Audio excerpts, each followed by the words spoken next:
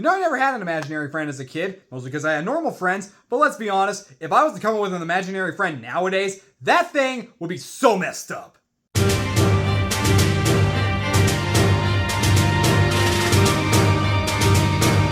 We've started the matchmaking agency to help IFs find new kids. Or we just disappear. Blue. Happy place, happy place. Oh, coffee and croissants. Coffee and croissants. If comes to us from writer and director John Krasinski and has a pretty stacked cast, including Ryan Reynolds, Phoebe Waller-Bridge, Steve Carrell, Cailey Fleming, John Krasinski, Matt Damon, Sam Rockwell, the list goes on. And this movie tells the story of Bee, a girl who discovers that she can see everyone's imaginary friends and embarks on a magical adventure to reconnect forgotten ifs with their kids.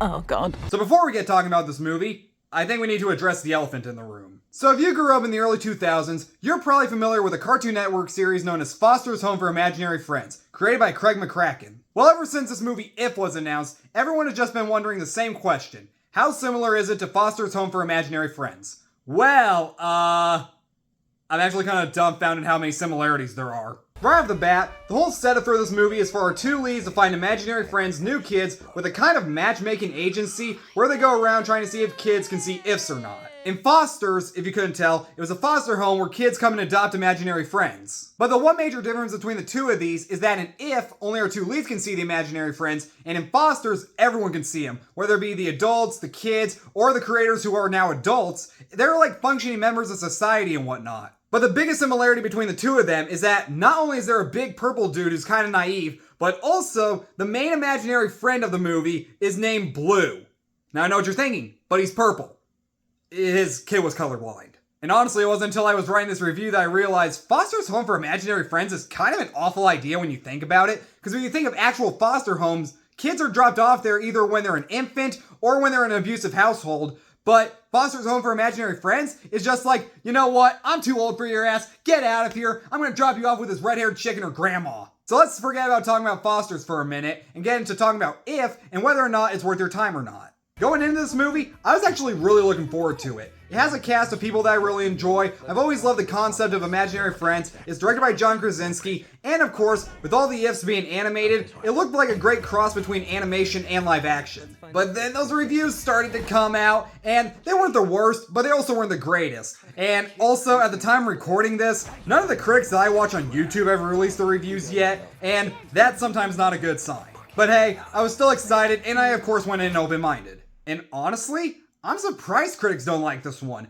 I mean, it's not perfect, but this honestly is one of the better live-action family films that I've seen in a long while, and I just found it to be a friggin' delight.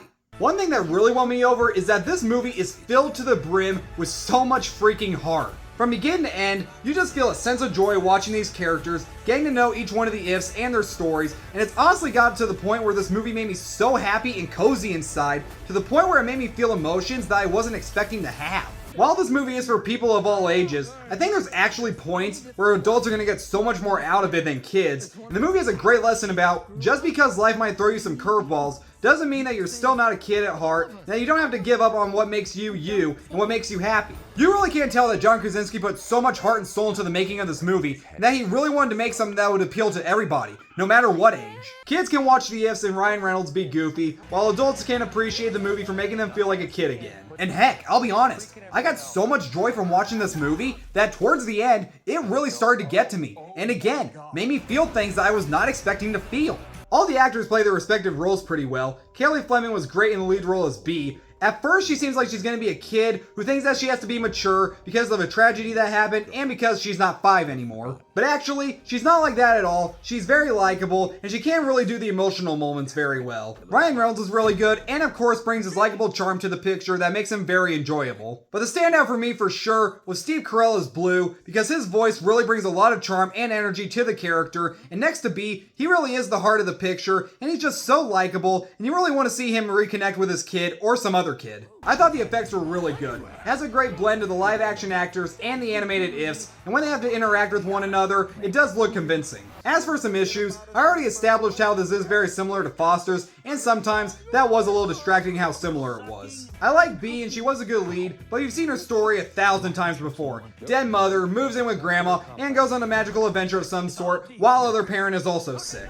And when it comes to some of the ifs, you really don't get to know some of them all that well, and I wish they gave some more attention to some of them, especially with how crazy and absurd some of them are, and I also wish they gave some more backstory on how they came into play, even if you can probably put it together yourself.